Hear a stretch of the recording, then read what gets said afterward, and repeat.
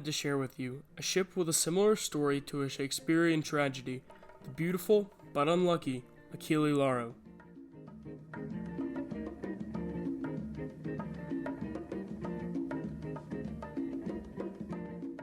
Achille Lauro was built between 1939 and 1946 as the Dutch liner Willem Ruys. The vessel was named after the grandson of the founder of the company who built her, who was taken hostage and killed during World War II. Willem Ruys was 21,000 gross registered tons as built, though after a refurbishment later in her career, this number would rise to 23,600. The ship was 642 feet long, had a top speed of 22 knots, and had space for 1,372 passengers, along with 300 crew. The ship's maiden voyage took place on December 2, 1947, as the ship was set to sail from the Netherlands to Indonesia. The ship's first few years would go off without incident. That was until the night of January 5, 1953. Willem Ruys was sailing through the Suez Canal when she collided with her rival Orania. Looking back on it, this is kind of funny, as the two ships would later become sisters for the Star Lauro cruise line, but we'll get to that later. In early 1959, the ship was withdrawn from sailings to Indonesia as political tensions were building in the country. During this time, she was renovated, and some new additions were made to the ship. These included more cabins, as well as the second pool and a cinema. These would all be for nothing, however, as in early 1964, rising labor costs paired with a decline in interest led to Willem Ruys being sold. But before we talk about who the ship was sold to, let's take a look at her interiors. Interior photos are difficult to find for both the Willem Ruys and Achille Lauro. However, this incredible footage you're seeing on screen now, which was captured by Peter Canego, shows how this beautiful ship looked just a few months before her tragic sinking. Peter's footage shows every nook and cranny of the vessel, and while I would love to show you all of it, the footage so far runs about an hour, so I'll just have to direct you to the Midship Century YouTube channel, where you can find videos of all kinds of famous and historical vessels. Midship Century will be at the top link in the description. Some of my favorite places on board the Achille Lauro have to be the pool area, her 2-deck cinema, her ballroom, her lounge, and her revolutionary private verandas, which were very rare and luxurious at the time. On the bouncy boat deck fantail.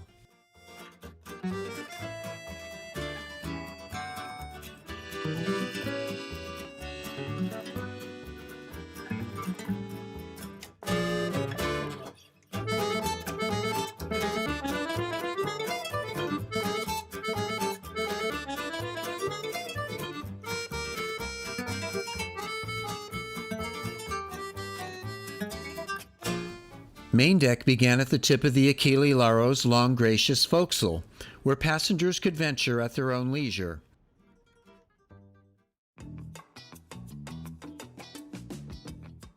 In spring of 1965, Willem Ruys went into a dry dock to become the Italian ship Achille Lauro.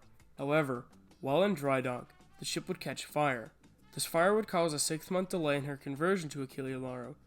The ship would start off as an immigrant vessel to Australia, and she was extremely popular doing this due to her multiple pools and wide spacious decks, some of which were shaded by promenades. In the early 1970s, Achille Lauro became a full-time cruise ship, and it was here where her reputation of being an unlucky ship started. To list a few of her incidents, in May of 1972, history repeated itself when the ship once again caught fire during dry dock. April of 1975, the ship collides with a livestock carrier carrying sheep. The ship, as well as one human and most of the sheep, were lost in this collision. In 1981, off the coast of South Africa, a fire broke out while the Achille Lauro was at sea, killing 2 passengers. This incident foreshadowed what would ultimately do the vessel in. In 1982, the vessel was seized due to debt, and she would stay laid up until 1984. All of this built up into arguably the most infamous incident to happen to any cruise ship. Palestinian terrorists have hijacked an Italian cruise liner in the Mediterranean and are threatening to start executing American passengers. The cruise ship Achille Lauro, which used to bring Italian migrants to Australia, was carrying 454 passengers and crew. It was seized by about 7 heavily armed terrorists. On October 7, 1985, Achille Lauro was hijacked by members of the PLO off the coast of Egypt. The group killed 1 passenger, 69-year-old Liam Klinghoffer, This incident garnered the ship national attention and notoriety, but it would also hurt the cruise industry for the next several years. The ship's bad luck would continue after this, as she grounded off Alexandria in 1986. Things looked as though they would turn around soon after this, however, as the ship was purchased by MSC for their new Star Lauro division. However, this newfound good fortune wouldn't last very long.